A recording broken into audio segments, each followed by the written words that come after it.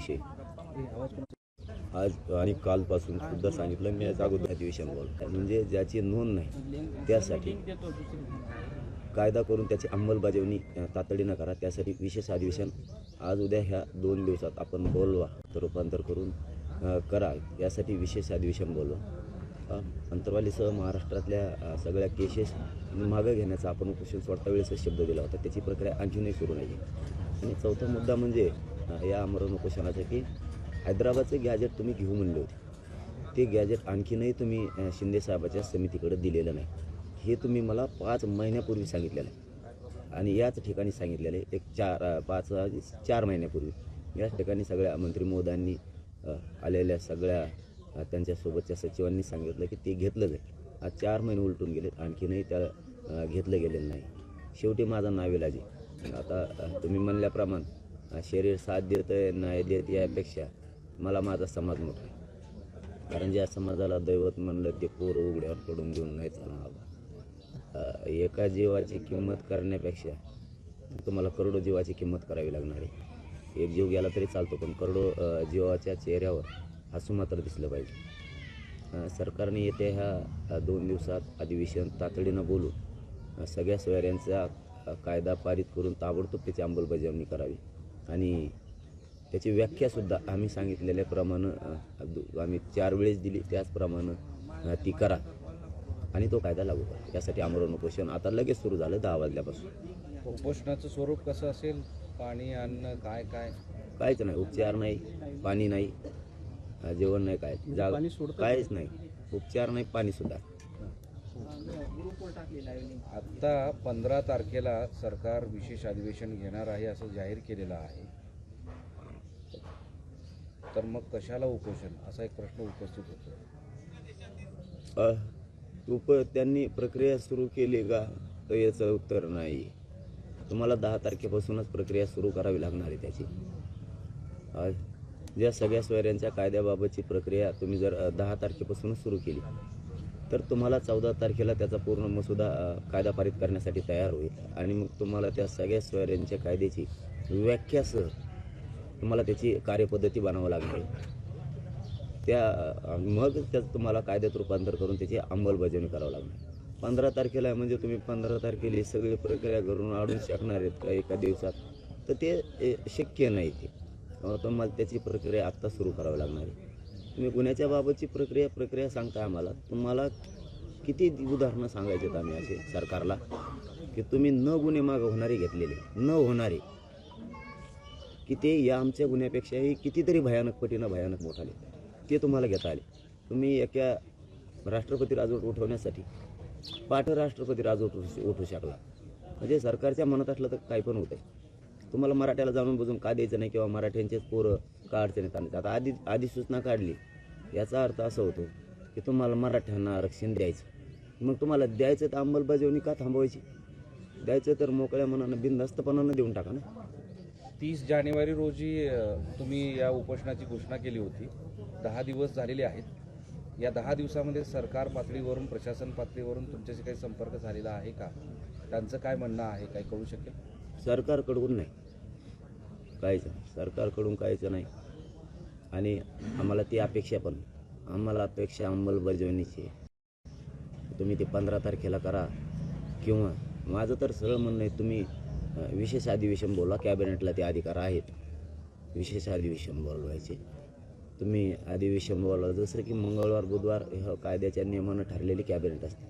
तुम्ही सोमवारी घेऊ शकलात आत्ताच्या, तर कॅबिनेटच्या माध्यमातून तुम्हाला विशेष अधिवेशन बोलवण्याचा अधिकार आहे. तुम्ही विशेष अधिवेशन हे 1-2 दिवसात बोलवा आणि सगळ्या सोयऱ्याच्या कायद्याची अंमलबजावणी तातडीनं करा. त्याचं कायद्यात रूपांतर करून मागासवर्ग आयोगाचा अहवाल आलेला आहे 2 तारखेला, तो स्वीकारून त्याचाही तुम्ही टिकणारा कायदा बनवा ना. केसेस मागं घेण्याची प्रक्रिया आणि साधा विषय हो. हैदराबादचं गॅजेट शिंदे समितीने स्वीकारणं हा साधा विषय. बॉम्बे गव्हर्नमेंटचं गॅजेट स्वीकारणं साधा विषय शिंदे समितीसोबत. सातारा संस्थांचं गॅजेट स्वीकारणं हे साधा विषय, कारण त्यावेळेस ते शासक होते, आता तुम्ही शासक आहे. तुम्ही त्याला शासकीय दर्जा द्या ना. जे आम्ही पुरावे नाही तरी घ्या म्हणतोय का, आहेत ते पुरावे घ्या म्हणतो. तुम्हाला समजत कसं नाही नेमकं आम्ही काय म्हणतोय? आम्ही आहेत ते पुरावे घ्या म्हणतोय सरकार. आम्ही असं म्हणत नाही आडमुठपणा की पुरावाच नाही तुम्ही घ्या. पुरावे आहेत ते घ्या म्हणतोय. तुम्ही आहेत ते घ्या ना. आता गॅजेट उपलब्ध आहे, आपण सुद्धा वाचलंय त्या दिवशी. मग असणारं घेत नाही म्हणलं म्हणजे तुम्ही नेमकं करणार काय? मी नाही सोडू शकत. मी माझी पुन्हा एकदा जीवापणाला लावायची तयारी ठेवलेली. मी माझ्या रायगडाचं दर्शन घेऊन आलेलो शेवटचं. सगळे सोयऱ्यांच्या कायद्यासंदर्भातच एकच विषय आहे का? किती मागण्या आता या तुमच्या उपोषणाच्या काळामध्ये तुम्ही सरकारकडे ठेवणार आहात? ज्या पूर्वीच्या आहेत 7 त्या 7चे त्यांच्याकडे दिले आहेत. पुन्हा एकदा सगळ्या एकापासून सांगाल. आपलं सगळ्या सोयऱ्यांचा कायदा हा याची अधिसूचना राजपत्रित काढली. ओबीसी आरक्षण ज्या कायद्यानुसार दिलंय त्या कायद्यात दुरुस्ती करून सगळ्या सोयऱ्यांचा कायदा पारित करणं आणि त्याची अंमलबजावणी करणं. व्याख्या त्याची सगळ्या सोयऱ्यांची मराठा समाजात पिढ्यानपार परंपरेनुसार ज्या लग्नाच्या सोयरीकी जुळतात, गणगोतातील लग्नाच्या सोयरीकी जुळतात, त्या राज्याअंतर्गत येणाऱ्या सर्व सोयऱ्यांना नोंद नसली तरीही ज्या मराठ्यांची नोंद मिळाली त्या नोंदीच्या आधारावरच कुणबी प्रमाणपत्र देण्यात यावं ही व्याख्या आपण त्यांना 3 महिन्यापासून दिलेली. या व्याख्यासह ती करावं ते एक मुद्दा. ज्या 57 लाख नोंदी सापडल्या त्यांचे तातडीनं पत्र वितरित करणं. तिसरा मुद्दा, ज्या सगळ्या सोयऱ्यांची जे सगळे सोयरे आता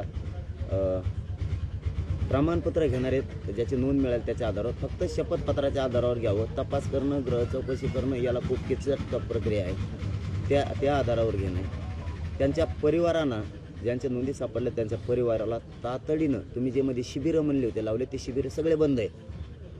तुम्ही जे ग्रामपंचायतला चिटकू म्हणले होते ज्याच्या नोंदी सापडल्या त्या पण फक्त राज्यात 8% ग्रामपंचायतला चिटकेले आहेत. फक्त 8%.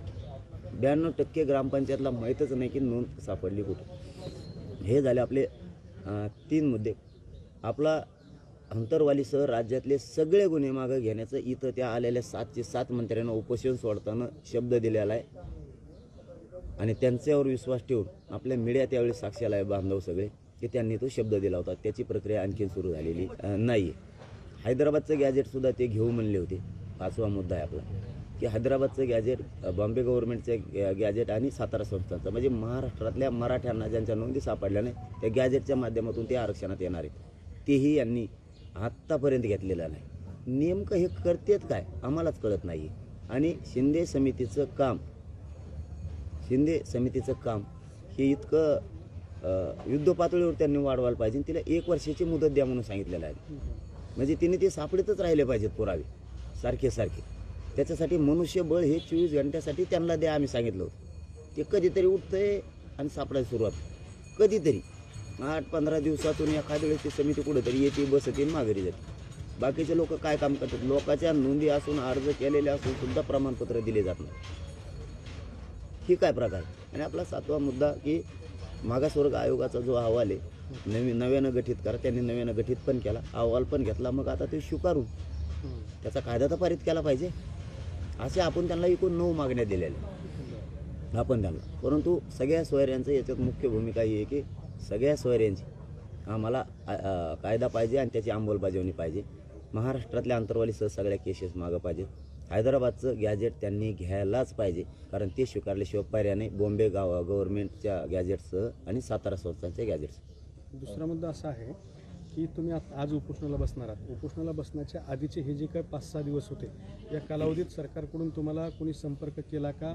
सध्याची काही प्रोग्रेस आहे त्याच्याबद्दल सांगितलं का? एकूण प्रमाणपत्र किती वाटप झालेत? नव्याने आणखीन काही नोंदींमध्ये वाढ झाल्या का? या संदर्भातली काही माहिती दिली आहे का? आणि नव्यानं काही आश्वासन दिलं आहे का वेगळं? 54 लाखापैकी 57 नंतर झाल्यात वाशीत गेल्याच्या नंतर. 54 लाखात त्यांनी एकूण 40 लाख प्रमाणपत्र वितरित केलेत असं स्पष्ट त्यांनी शासन निर्णयावरती लिहून दिलं. बाकीच्यांना ज्यांनी त्यांच्या वंशवळी जुळवणं चालू आहे असं त्यांनी सांगितलं आणि आम्हाला ते पटलं की पटण्यासारखं ते वंशवळी जुळवणं. पण परिवाराला त्यांच्या द्यायला अडचणी काय येत्या जाणून आता वंशवळ तर सिद्ध झाली. ज्याचं प्रमाणपत्र मिळालं त्याची वंशवळ सिद्ध झालेली. त्याला अडचण काय तुम्हाला ताबडतोब द्यायला? त्यामुळं तेही करतोच बोलले. आणि ते शिबिरं त्यांनी बंद केले ते सुद्धा सुरू करायला पाहिजेत. लोकांना यात तुम्ही 57 लाख ज्या नोंदी मिळाल्या हे माहीतच नाहीत ना कोणाकोणाला कशाच्या माहीतच नाही. दुसरा एक मुद्दा आहे, छगन भुजबळांना धमकीचं पत्र आलंय काल. त्याच्यामध्ये असं म्हटलं की काही लोक तुम्हाला जीवे मारण्याचा प्रयत्न करतायत, तुम्ही सावध राहा, अशा स्वरूपाचं पत्र दिलं. हे पत्र दिल्यानंतर काही लोक त्यांना संरक्षणाची मागणी करतायत. काय असू शकतं हा सगळा प्रकार? द्या ना महाराष्ट्रातले सगळेच पोलिस त्याला कपडे घाला त्याला पोलिसांचे, भंगार विचारायचं त्याला कोण मारीन कशाला? हो नाही, आपण म्हातारा माणूस आहे, म्हातारा माणसाला कशाला कोण मारी? तेवढे संस्कार आहेत महाराष्ट्रातल्या लोकांवरती. कोणीच धमकी देऊ शकत नाही त्याला, कोणत्याच जाती धर्माचा. तर म्हाताऱ्या माणसाची माया करणं संस्कार आहेत महाराष्ट्रातल्या, पुरोगामी महाराष्ट्रावर. तर म्हाताऱ्याला काय मारते? तू आता तू या असंच जाणार आहे ते टेन्शन टपकून एखादी रच्ची जाईन, कोण मारीन त्याला उभं कशाला? ते काय लय शहाणा आहे का ते? अरे आम्ही भेट नाहीत असं तो यासारखे सांगत नाहीत. त्याच्याच कार्यकर्त्याला सांगतो संरक्षण लावायचं सांगा, मला अमकं सांगा, मला भेव आहे. आम्हाला भेव असून सांगत नाहीत. आम्हाला 7 वेळेस असंच घडलेलं आहे, तरी आम्ही सांगितलं ना सरकारला. काल त्या साल्हेर किल्ल्यावर सुद्धा काय आहे आम्हाला माहीत होतं ना. आमच्या गाडीवर कोणाचा टेम्पो आला, आम्ही सांगितलं का संरक्षण लाव का, काही घातपाताचा प्रकार होता. काय असलं तर सारखं भंगार चाळे नाही करत आम्ही खेटतो त्याला. तो काय प्रकार घडला होता? काय घडला होता माहीत नाही. आम्ही वर गेलो अगोदर, आता नव्हतं सांगायचं, पण ते तिकडून त्यांनी काढलं, त्याचं काढलं मला जमत नाही. मग जी, आम्ही सगळे वर गेलो होतो त्या किल्ल्यावर. जाताना काहीच नव्हतं, सगळ्या गाड्या पायथ्याला लावाव्या लागल्या. वरी जात नाहीत गाड्या 1.5 किलोमीटरवर, पायथ्याला गाड्या लावलेल्या होत्या. आणि वर जाताना तर काहीच नाही. मधून कुठून तरी रस्ता होता वाटतं बहुतेक, म्हणजे एक जास्तीत जास्त 50 मीटरच्या अंदाजाचा धरायचा मध्ये असा रस्ता.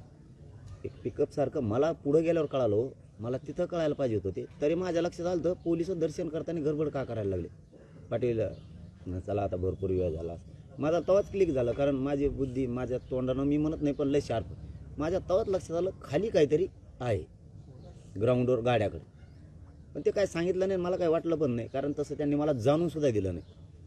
एक माया असल्यासारखं वाटलं, कारण त्यांच्यात चलबिचल त्यांच्या सुरू झाली होती समाधीजवळ. पोलिसात चलबिचल, मला नाही काय म्हणले, त्यांच्यात चलबिचल सुरू झाली की मी ओळखलं खाली काहीतरी एक पिकअपसारखं काहीतरी मधून आलं.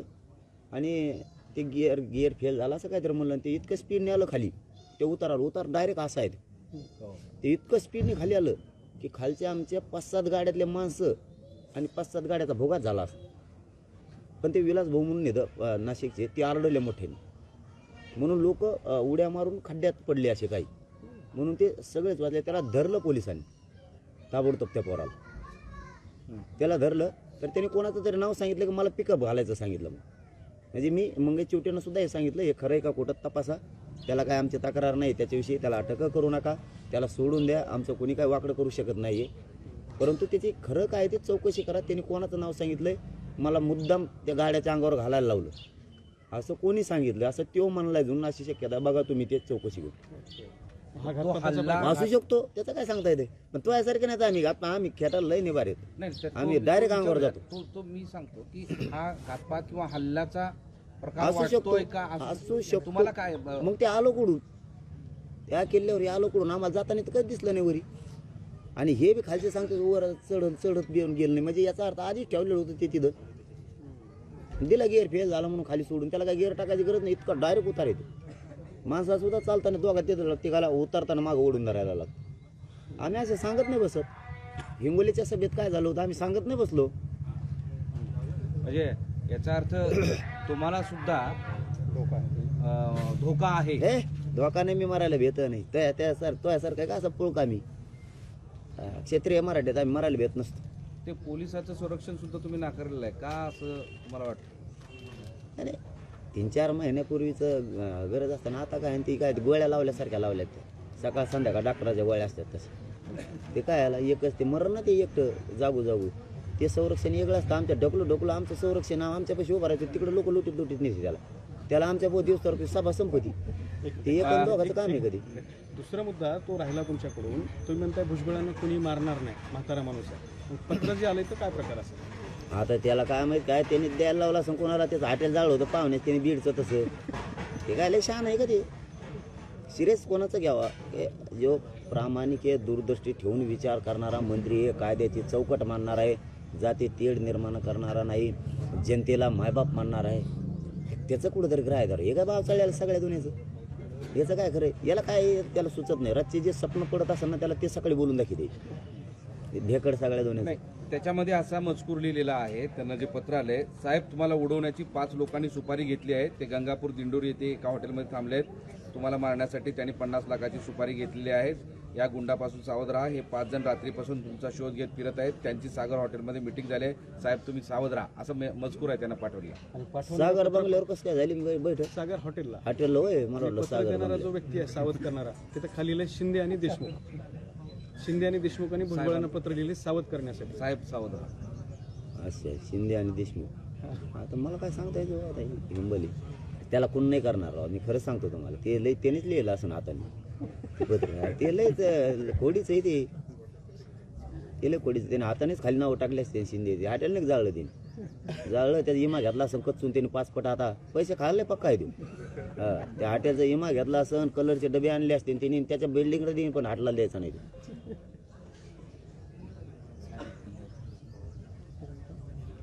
तुम्ही हिंगोलीच्या सभेचा उल्लेख केला होता. हिंगोलीच्या सभेत काय झालं होतं थोडक्यात थोडं विस्तार. तसं लय प्रकारे जाऊ द्या. म्हणजे तेवढं खरं एक सांगतो सांगा, मी, उल्लेख अहो त्याच्यापेक्षा ते अमरावती सुद्धा झालेलं आहे. आमचेच पोरं खेळले तिथं, तिथले पोलिसांना माहिती आहे. काय आम्हाला काहीच वाटत नाही त्याचं. आम्ही आमच्या व्यासपीठासमोर आमचे पोरं डायरेक्ट उभा केले. ती प्रकार ज्यावेळेस घडला अमरावतीचा का कुठला, बहुतेक अमरावतीच ना, ते साक्षीदार आहेत. आम्ही आमच्याच पद्धतीनं त्यांना कसं ताब्यात द्यायचं आणि काय करायचं आम्हाला माहित होतं. एकूणकडे इकडे एक पोलीस, त्या तिकडे एक पोलीस. कारण पोलीस संरक्षण कोणाला आहे? जातीवाद करणाराला, सामाजिक शांतता ठेवणाराला संरक्षण नाही आहे. हे राज्यात अशी प्रक्रिया सुरू आहे 10 वर्षापासून. सामाजिक काम, चांगलं काम करणाराला नाही. जे आडमुठं असेल त्याला संरक्षण आहे. म्हणजे बिगर कामाचे नुसते कोटं घालून हिंडत येत, कामन धामाचे लोकांचे वाटोळं करतात, अशांना द्यायचं काम आहेत त्यांचे. म्हणजे ही पद्धत आहे. अमरावतीचं तर आमच्या लोकांनी डायरेक्ट व्यासपीठाला सगळ्यांनी आम्ही आमचं संरक्षण केलं आणि आम्ही आमचंच दाखवलं आणि आम्ही आमचंच नीट केलं आणि त्याला बहुतेक पोलिसांकडे सुद्धा दिलं. हिंगोली तर तेच होतं. असे कित्येक तरी जागेवरती की ते आम्ही वाच्यता सुद्धा नाही केली. उगा तुम्ही त्याचा विषय काढला म्हणून सांगतो. अरे खेटायचं असतं, राज्यात जगायचं आहे म्हणल्यावर आपण सुद्धा सक्षम लागतो. असं भ्याकाडावणी सरकारच्या जीवावर आणि जनतेच्या पैशाच्या जीवावर नाही जगायचं. तुला पैशाच्या जीवावर जगायची सवय लागलेली पहिल्यापासून, आता मिळत नसून तुला काही. पाटील, आपण बघितलं की 2 कॉन्स्टेबल किंवा ते झेपण्यासाठी सुद्धा नाही आहे. अशा वेळी तुम्हाला वाटत नाही का की चांगलंच संरक्षण असावं म्हणून आपल्यामुळे? गरज नाही म्हणता तुम्ही, आवश्यकता असे नाही. प्रसंग आहेत. काय असतं दादा, तुम्हाला तसा अनुभव पण आलेला आहे. मग असं वाटत नाही का आपण चांगलं संरक्षण असावं? पण आम्ही कणत नाहीत त्यासारखं हरभरे खाऊ अच्छा, बळत. तू काही खातो मग तुला संडास नाही लागायची तर काय होईल? तू नीट खाय ना, जर शिक, नीट राह, नीट खाय. तुला पचन भीती, वय झालेलं आहे आपलं, मापात बोल. तू असं बोलतो की एखाद्या देशाचं नाही का लय दुश्मनी असते तसं तू बोलतो. असं गेले आणि तुला वाटतं तू तसं बोलल्यामुळे मी भिन. तुला काळा होता, तुला लाल झाला हे 7-8 दिवसात. इतकं टेन्शन घ्यायला लागलं तू. फुटन ना तू वाटतं कुरं येडपाटा. एवढं टेन्शन कशाला घेतो तू वय बी नाही आता. मी चांगल्याला ही करत नाही. तो म्हणतो मी चांगले अंगावर शिंगावर का अंगावर घेतले मागं म्हणला जाय. तू मला नको घेऊ, मी लय नमून आहे. तू माझ्या नादी नको लागू, मी तू पुरी जिरवी. 2 वेळा उपोषण केले आणि फायनली म्हणजे अंतिम म्हणून तुम्ही मुंबईपर्यंत पोहोचले. तेव्हा असं वाटलं होतं का की आता या पुढच्या काळात या विषयासाठी आंदोलन करण्याची गरज नाही? तुम्ही म्हणाले होते की हे शेवट आता नाही तर कधी नाही असं म्हणाले होते. आणि शेवटी आजची वेळ आली, आज उपोषण 3ऱ्यांदा करण्याची वेळ आली. मला वाईट वाटतं या सगळ्या गोष्टींमुळं, सरकारच्या या सगळ्या भूमिकेमुळं? नाही वाईट वाटायचं नाही आणि विश्वासाचं बी असं पण काय नाही. आणि मी शेवट जे म्हणलो होतं, आता हे शेवट आहे ते कायदा बनवण्यासाठी म्हणलेलं आहे. कारण आम्हाला लय टप्पे आहेत दादा मराठ्यांना. बाकीच्यांना सहज मिळतं, त्याला सहज मिळत. आंदोलन आम्ही करतो खातो त्यो सहज त्याला मिळतं. आम्हाला मराठा समाजाच्या जातीला सहज काहीच मिळत नाही. त्याच्यामुळं आम्हाला कायदा बनवण्यासाठी ते शेवटची मुंबईतली धडक होती आमची. आम्हाला माहितीच आहे ना, आणि सगळ्या महाराष्ट्रालाच माहिती आहे कायद्याची प्रक्रिया कशी असते. त्याच्यामुळं त्याला 15 दिवसाचा वेळ लागतो. आम्हाला टक्कर द्यावीच लागणार आहे. पण कायद्यासाठी आमच्यासाठी सगळ्यात मोठी टक्कर गरजेची होती. कारण ते चॅलेंज होतं आम्हाला, खूप मोठं चॅलेंज आमच्यावरती होती, जबाबदारी होती समाजावरती. की सगळ्या सोयऱ्यांचा कायदा हा ओबीसीच्या कायद्यात घालायचा. ती जर वेगळी मागणी असती ना दादा तर त्याचा शासन निर्णय एका क्षणात झाला असता. पण सगळ्या सोयऱ्यांचा कायदा शासन निर्णयावर नसता टिकला, म्हणून त्याला ओबीसी आरक्षणात 2001च्या कायद्यात घालणं खूप गरजेचं होतं आणि ते गेलं. आता ही अंमलबजावणीचं ही लढाई अंमलबजावणी तर मी घेणार आहे. शेवटी आता सरकारनं ठरवायचं काय करायचं. पण एक सांगतो माझ्या मायबाप मराठा समाजाला, महाराष्ट्रातल्या आपल्याला ही अंमलबजावणी घ्यायची आणि हे जिंकायचं. कारण आपला महागुलाल आणि महादिवाळी राहिली आणखी. आणि सरकारला हे सांगतो की तुम्ही गाफील राहू नका. माझा घराघरातला मराठा समाज, जर मला जास्तीचा त्रास व्हायला लागला तर घराघरातला मराठा समाज तुम्हाला रोडवर दिसणार आहे. घराघरातला करोडोत पुन्हा एकदा. दुसरा एक मुद्दा आहे, तुम्ही सातत्याने म्हणतात की मंडल आयोगाला चॅलेंज करणार आहे. तर त्या संदर्भातली आत्ता तुमची काय भूमिका? नाही, माझी तीच भूमिका त्यावेळेस होती, तीच आत्ता पण. फक्त त्यांनी भूमिका बदलावी. गोरगरीब ओबीसीसाठी ही माझं प्रामाणिक मत आहे. मला मंडल कमिशन चॅलेंज करायचा नाही. पण त्यांनी पडद्याच्या पाठीमागे राहून आमच्या लेकराचं वाटोळं करायला लागला तर मी मंडल कमिशन चॅलेंज करणार. त्याला माहिती आहे मंडल कमिशन कसं चॅलेंज होतो, मलाही माहिती आहे. कारण राज्याने स्वीकारला की केंद्राने स्वीकारला हे त्याला माहिती. मंडल कमिशन माननीय सुप्रीम कोर्टानं तो स्वीकारला की नाही स्वीकारला हे त्याला माहिती. सॉरी. आणि चॅलेंज होतोय का नाही होत हे त्याला पक्का माहिती, म्हणून त्याला लाज झाला. पण मला गोरगरिबांचं वाटोळं करायचं नाही, त्यासारखी वाईट नियत आमची नाही. पण ओबीसी बांधवांना त्याला फोन करून सांगावं, तू नीट राह, तू राजकारणी आहे, तू यासाठी आमचं वाटोळं करू नको. कारण आमच्या लेकराचे मुर्दे पडायला लागले आरक्षणामुळे, तर मी विचार नाही करणार. मंडल कमिशन त्याला चॅलेंज झालेलं दिसतं. त्याला इथून मग जे सांगितलेलं आहे त्यांनी सिरियस घ्यायचं आणखीन तरी. कारण तो फार संपलेला आहे कार्यक्रम. तो आता तू मोगम पान राहून काही उपयोग नाही तुझा. तुला चांगलं माहिती आहे, तू जे मिळून देणार नाही मला ते मी मिळविलेलं आहे. तू जर म्हणला ना मंडल कमिशन चॅलेंज होत नसतो आणि तू करून दाखवतो, मी करीत असतो. तुम्हाला चॅलेंज नको दे. फक्त मी गोरगरीब ओबीसी बांधवांसाठी आणखीन पाऊल उचला ना. आम्ही त्याविषयी वकिलांची बैठक घेतलेली 250. एका दिवसात आम्ही याचिका दाखल करणार आहोत. तरी मी नाही म्हणून सांगितलं. थांबा म्हणलं, ते थांबतोय का बघू. कारण मला ओबीसींचं वाटोळं गोरगरिबांचं करायचं नाही. शेवटी मी भाषणात आणि तोंडापुरतं बोलणार नाही. लहान भाऊ मोठा भाऊ, मी खरोखरच मानतो की आमच्या गावखेड्यात खूप एकमेकावरती माया आहे, प्रेम आहे. याच्या मूर्खपणामुळं त्यांचं वाटोळं नको. दुसरा एक मुद्दा आहे की जसं भुजबळांना त्यांचे कार्यकर्ते संरक्षेची मागणी करतात, तसंच तुमचे कार्यकर्ते सुरक्षेची मागणी करतात. मात्र तुमच्या समोर किंवा समोर येऊन बोलायला ते दचकत आहेत.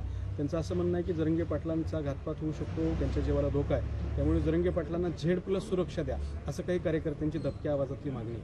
नाही, आता हे शेवटी समाजाचं म्हणणं साहजिक आहे. त्यांची माय आहे, त्यांना प्रेमापोटी वाटतंय, एकूण चित्र दिसतंय. कारण हे कुंकड पावसाळ्यासारखं बोलतंय, त्यामुळं त्यांना ते एकूण दिसतंय आणि लोकात दुही निर्माण होती.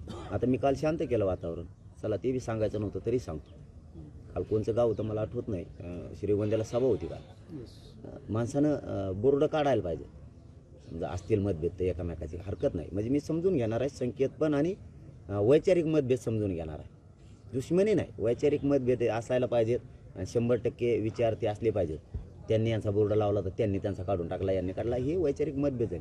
तुम्ही भगवे झेंडे काढता म्हणजे त्याचं सांगून संपू दे आंदोलन, तू काढून दाखव बरं भगवे झेंडे, मग सांगतो तुला. तरीही मी त्या गावात जाऊन शांतता केली. रात्री ते SP सुद्धा खुश झाले तिथले. मी सांगितलं मराठ्यांनी शांत राहा, काढू द्या काढायचं, एकदा आरक्षण मिळू द्या. त्यांनी जरी सांगितलं असतं त्यांना, म्हणजे तुमची एखाद्या गावात संख्या जास्त आहे, काहीतरी गावाचं नाव आहे मला आठवणं त्या गावाचं नाव आता, तुमची एखादी संख्या आजूबाजूने आम्ही येत ना, मग तुम्हाला तसं करायचं. तुम्हाला मग आता शेवटी खेटायचंच का मग? त्याचं ऐकून तुम्हाला म्हणजे वातावरण दूषित करायचंच का मग? आजूबाजूला बी आमचे गाव आहेत, मग तुमचं एखादं कुठं तरी असेल. तरीही मी ते शांत केलं वातावरण. रात्रीचा विषय सगळ्या मराठ्यांनी टाळ्या वाजल्या आणि सभेतल्या काही ओबीसी बांधव आलेल्याने सुद्धा टाळ्या वाजल्या. तिथल्या पत्रकार बांधवांनी सुद्धा सांगितलं की याला म्हणतात काम करणं, कारण ते तिकडून सांगतो. कोणतरी PSI तिथला बोलला नुसता म्हणून त्याला SP नोटीस दिली. तू काय केलं, माझ्याबद्दल काहीतरी कोणतरी बोललं होतं तर त्याला त्या PIनं नेलं असेल किंवा बसून ठेवलं असेल, सोडून दिलं असेल. त्याला SP नोटीस देतो. म्हणजे बघा हे पागल त्यो येवल्याचं बधीर झालेलं चिल्लर कामावर सुद्धा SP फोन आला होता माझ्यासाठी. ती चिल्लर आणि त्या गावातल्या लोकांना बळ देणार. तू काय म्हणणार, त्यांचे झेंडे काढा, बोर्ड काढा. अरे तुला माहिती आहे का आयुष्याची दुश्मनी लागून जाईन बधीर. तुला आता मरायला टेकलेला आहे. आयुष्याच्या लोकांच्या दुश्मनी लागतात तर बांधावर सुद्धा एकामेकाला येऊ द्यायचे नाहीत. इतकं तर मूर्ख आहे ते. खरंच त्याच्यासारखा बेअक्कल माणूस आणि मंत्री मी भारतात नाही बघितलं. त्याच्या पक्षाला माझी विनंती आहे आजच्या प्रेसच्या माध्यमातून, त्याच्या पक्षातल्या नेत्याला, अजित पवार ते कोण आहे मला नाही माहीत, त्यांच्या पक्षातला नेता कोण आहे, त्यांच्या नेत्यांना माझी विनंती आहे, तुम्ही त्याला बळ दिल्यामुळं तुमच्याच जातीला, ह्या माझ्या जातीला त्रास व्हायला लागला तुम्ही बळ दिल्यामुळं. जरा थांबवायचा विचार करा, कधी काळी जातीचा विचार करा, जात संपू देऊ नका. हो, कारण तो इतका फडफड करायला लागलाय आणि किती दिवस करी नाही की लय झालं तर आता हे निवडणुका बोध करी. ते असंही पण तुम्ही एक ध्यानात ठेवा, तुमच्या त्या बळामुळं इकडं मराठा समाजाला खूप त्रास व्हायला लागला. कुठं झेंडे काढन, कुठं बोर्ड काढन. तुम्हाला माहिती आहे तेवढंच एक गाव आहे तिथं बाजून सगळे मराठ्यांचे. उद्या जर दुश्मनी कायमची लागली तर तुला काय होतं, तू बसशील तिथं झोपशील येशील. यांची कायमची दुश्मनी लागन म्हणून मी रात्री ते शांततेत सगळ्या त्यांच्याच गावात जाऊन सांगितलंय. परत मराठ्यांनी शांत राहायचं, अजिबात ओबीसीच्या अंगावर जायचं नाही आणि ओबीसीने सुद्धा यायचं नाही. त्याचं ऐकून आपलं वाटोळ करून घेऊ नका. एकदा जर तेड पडला ना आयुष्यभर तेड निघणार Z+ नाही. आता ते समाजाचं म्हणणं आहे, समाजाबद्दल मी नाही बोलू शकत. समाजाचं शेवटी माया आहे समाजाला. समाजाला जे वाटतंय ते वाटतंय, त्यामुळं ते समाजात मी काय बोलू. परत समाजाला कसं नाराज मी करायचं. पण सरकार आपल्यासाठी नाही आहे. मी ते कोण बांधव माझ्यासाठी मागणी करते. सरकार आपल्यासाठी नाही आहे. जे शांततेचं आव्हान करतं त्यासाठी सरकार नाही आहे. जे प्रामाणिक कायद्याची मागणी करतं त्याच्यासाठी सरकार नाही आहे. जे आडमुठी मागणी करण, जो जातीत तेढ निर्माण करण, जे कोयत्याची भाषा करतो, जो चप्प्या करू नका म्हणतो, जो असे ओबीसी बांधवात मराठ्यात वाद लावतो, त्याला पुरवणारं सरकार त्याला पुरवतं. कारण शेवटी गृह विभाग कसा चालवायचा तर गृह विभागाचे नवीन नियम येत वाटतं की जे असे भाषा बोलल त्याला पूर्वी जायचं. गुन्हे कोणाच्या मागं घ्यायचे, त्यांच्याकडे येणाराचे किंवा त्यांचं ऐकणाराचे, बाकीच्यावर टाकायचे. बहुतेक असे नवीन एक गृह विभागाचे रूल निघालेत वाटतं. बहुतेक राज्याची माहीत नाही आम्हाला, पण त्यांना पूर्वी जायचं. जे कोणीच काही करत निष्पाप्ती उचलायचे ना मध्ये टाकायचे, जे करते त्याच्या गळ्यात हात घेऊन टाकायचं, चालायचं. असे काहीतरी नवीन नियम निघलेत वाटतं गृह मंत्रालयाचे.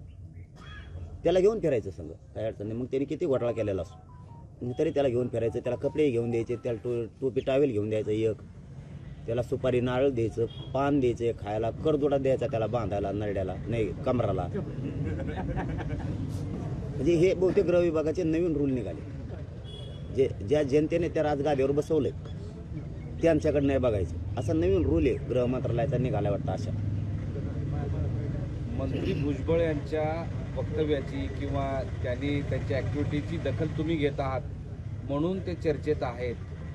जर तुम्ही बेदखल केलं तर महाराष्ट्रात फारशी त्याची दखल कोणी घेणार नाही अशी चर्चा आहे. तुम्हाला मी अभिनस्ती घेतली पण ते बोललं मला नाही निघत दम. कारण मी काय ते असं कोणाचा रुपये खाऊन पिऊन नाही किंवा कोणाची अर्धी भाकर खात नाही. ते बोलला की मी दम धरीत नाही.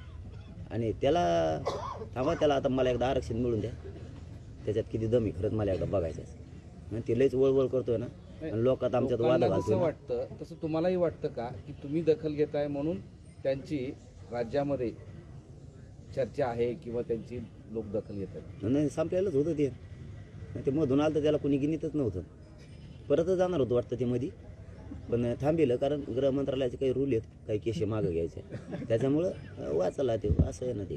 कारण नवीन रूल आहेत आणि आमच्यावर केशे टाकायचे रूल आहेत नवीन. काही नाही केलं तरी बी आमच्यावर टाकायच्या मराठ्यावर. म्हणजे तुमचा असा दावा आहे का की मंत्री भुजबळ यांचं पुनर्जीवन तुम्ही त्यांना पुनर्जीवन दिलेलं आहे? हा, मी काय पुनर्जीवन दिलं तर बाद गेला.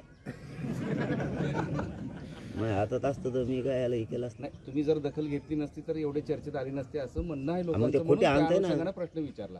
ते शिंगाड मोडायला बैल बघितलेला आहे तुम्ही, तसं काम आहे त्याचं. ते आतून पडद्या मागून ते काड्या करताय ना, त्याच्यामुळे त्याला पुढं घ्यावं लागत. मागं कवर तू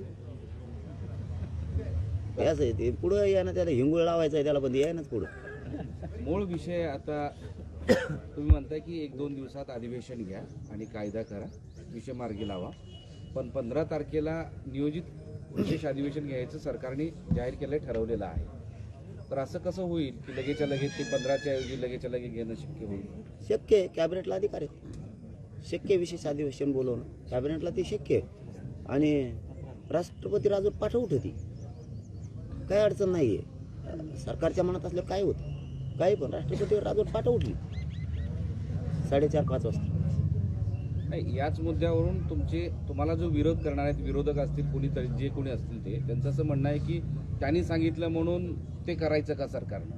तेच म्हणताय ना येडपट, दुसरं कोण म्हणतंय महाराष्ट्राला? एक ओबीसी बांधव म्हणत नाही, एका मराठामध्ये ते बुंगारी सगळ्या दुनियाचं कुठून आले तेच म्हणतंय. त्याच काचा बदले ना काय व्हाय ना, दिसाना निसाना त्याला काही, तेच म्हणतंय फक्त. ते म्हणत तसं, अहो उलट आम्ही म्हणतो तसं नाही, तो म्हणतो तसं व्हायला लागले आमच्या पोरावर केशी.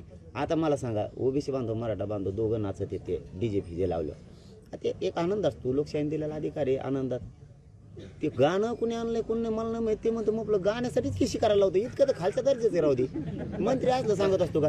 आणि ते केसी केल्यामुळे पोराला काही वाटाना, म्हणते जाऊन द्या, त्यांनी सांगितलंय ना नाशिकवाल्यांनी, हो द्या म्हणतात. मग म्हणजे इतक्या चिल्लर गोष्टीवर ध्यान देतात. आता उपोषण सुरू झालेलं आहे. उपोषण किती दिवस चालेल हे सरकारच्या निर्णयावर अवलंबून आहे. पण या काळामध्ये काही शिष्टमंडळा येण्यासाठी चर्चा करण्यासाठी स्कोप आहे का, तुम्ही सांगताय? नाही, ते पहिल्यापासूनच नाही, ते आमच्यावर ढकली. मी ते किती हुशार आहेत, मी त्यांच्यापेक्षाच आभार आहे. हां, ते म्हणते ते दारं बंद केले तर कसं जावं तिकडे, दारं उघडी दी म्हणा तुला जावं येतं. हां, म्हणजे खोटं सांगायचे तिकडे. त्यांना आमच्याकडे जर यायचं नसलं ना, मुंबईचं सुद्धा तुम्हाला ट्रॅप सांगतो, तेच प्रकार होता. मागचे सांगितलेले तेच प्रकार होता. आमच्या तोंडातून निघून जावा चर्चेस दारं बंद, म्हणजे जनतेला सांगायला मोकळे. ते आम्हाला जायचं होतं राव त्यांच्याकडे, आणि त्यांना यायचं होतं का आमच्याकडे? तर नाही, यायचंच नव्हतं. पण आम्ही तसं म्हणल्यामुळे त्याला जागा पाहिजे होती. ते येऊ नका म्हणले तर आम्ही त्यांना रस्त्यात जाऊन ते मिटविलं असतं. त्याच्यामुळे दारं उघडी हे बी सुरू आहे. ये पण चर्चेतून काय पुढे येऊ फक्त शकतं? अंमलबजावणी, बाकी बोलायचंच नाही. त्यांनी अधिवेशनाशिवाय पर्यायच नाही ना. मग अंमलबजावणी तुला जशी दिली तशी दिली. आम्ही सांगितले कायदेशीर पर्याय, तुला अधिवेशन घे तसे घे. तू दुसरा पर्याय असला राष्ट्रपती राजवट रात्रीतून उठायसारखा, कारण रात्रीचे काही वेगळेच रूल आहेत. तसं काय असलं तर त्याच्यात बसू, काय अडचण नाही. स्कोप दुसरा आहे मुद्दा चर्चेला असा, येण्याचा. तुम्ही बसलात उपोषणाला, स्कोप नाही. स्कोप म्हणजे काय? स्कोप म्हणजे काय? वाव आहे त्यांना हा, भेटण्यासाठी, ये तुम्हाला सगळे चर्चा रस्ते करण्यासाठी. मोकळेच आहेत, काही अडचण नाही. आत्ता तुम्ही उपोषण सुरू केलेलं आहे. उपोषण सुरू होऊन तुमचं 20 मिनिटं झालेली आहे. या कालावधीत तुमचं आता सरकारला सूचना काय आहेत, इशारा काय आहे? सगळ्या सोयऱ्यांच्या कायद्याची व्याख्यासह त्याचं कायद्यात रूपांतर करून ओबीसी आरक्षणाच्या कलमात त्या कायद्यात घेऊन त्याची अंमलबजावणी करणे, कायद्यात रूपांतर करून तातडीनं अंमलबजावणी करणे, विशेष अधिवेशन बोलून या 1-2 दिवसात तुम्ही सगळ्या सोयऱ्यांची अंमलबजावणी कायद्यात रूपांतर करून करा. मागासवर्ग आयोगानं तुम्हाला अहवाल दिलेला आहे, तो स्वीकारून टिकणारा कायदा बनवा, हे सरकारला सांगणे. हैदराबादचं गॅजेट घ्या, मुंबई गव्हर्नमेंटचं घ्या, सातारा संस्थांचं घ्या, कारण शासक त्यावेळेस ते होते, आता तुम्ही आहेत. शिंदे साहेबाच्या समितीकडे देऊन त्याला शासकीय दर्जा देऊन ते लागू करा, हे त्यांच्याकडे. आंतरवालीसह महाराष्ट्रातले सगळे गुन्हे मागं घ्या, असे त्यांना 8-9 दिलेले. मात्र सगळ्या सोयऱ्यांच्या कायद्याची अंमलबजावणी झाल्याशिवाय आणि ज्याची नोंद मिळाली नाही, ज्याची नोंद मिळाली त्याच्या आधारावर एक प्रमाणपत्र त्या कायद्यातून मला बघायचं. चलो, धन्यवाद. धरंगे पाटलांना Z+ सुरक्षा, धरंगे पाटलांना Z+ सुरक्षा. लोकशाही मराठी ऐका, पहा, जागरूक रहा.